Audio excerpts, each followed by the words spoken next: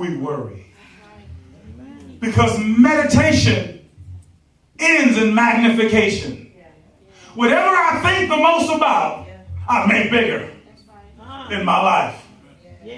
So when I think about lack becomes dominant in my life. When I think about anger, I become more angry. When I think about depression, I become more depressed. When I think about losing friends, I lose their last one.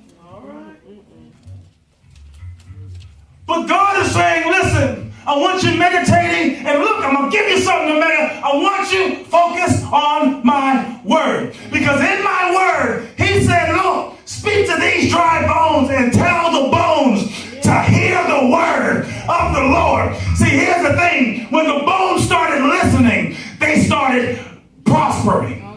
When the bones started listening, they started getting better. When the bones started listening, they started moving. When the bones started listening, things started changing. Could it be that the bones are around the word but don't hear the word? Could it be that the person that needs to be delivered is listening to everybody else but God? And let me even include the pastor in on it. Because we'll go to the teacher, Dear Abby, bishop, teacher, pastor, brother, sister, mama, what you think? But there comes a time in your growth where God will make every other line go silent and just have you focused on him. Next thing you know, you're a God chaser. One thing I love about God, he said, I will never leave you nor forsake you.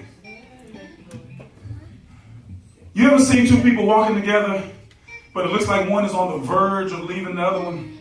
There's a certain space around you where people can say y'all are together. Minister Davis, let me use you for a second. No embarrassment added.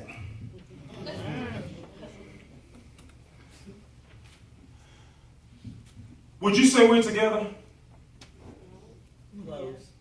We're close. Yeah. If you saw us as strangers, your mind and your subconscious mind would say they know each other. Because we're too close to be strangers. Step 5 feet away. Would you say we know each other?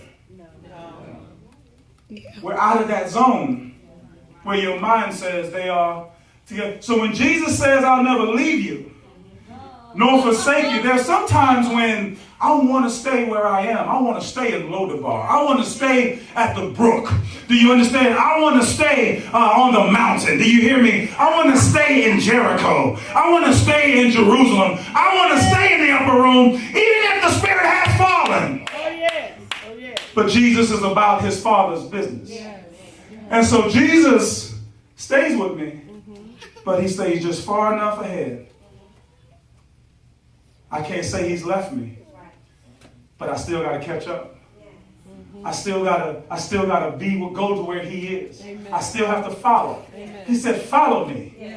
Don't follow me from in front of me. Do you understand? See, let's make sure that God is not our servant, but we are his. The Lord is my shepherd. He's not my butler. He's not my employee. You don't order God around. You don't make him do something. You don't make him do anything. But you make supplication. If perhaps what I desire happens to be within his will. I'm about to go over here, but let me say, if it be God's will, we will do this or that. We get it mixed up, but that's just how good a servant Jesus was. He came and he served. He washed the disciples' feet.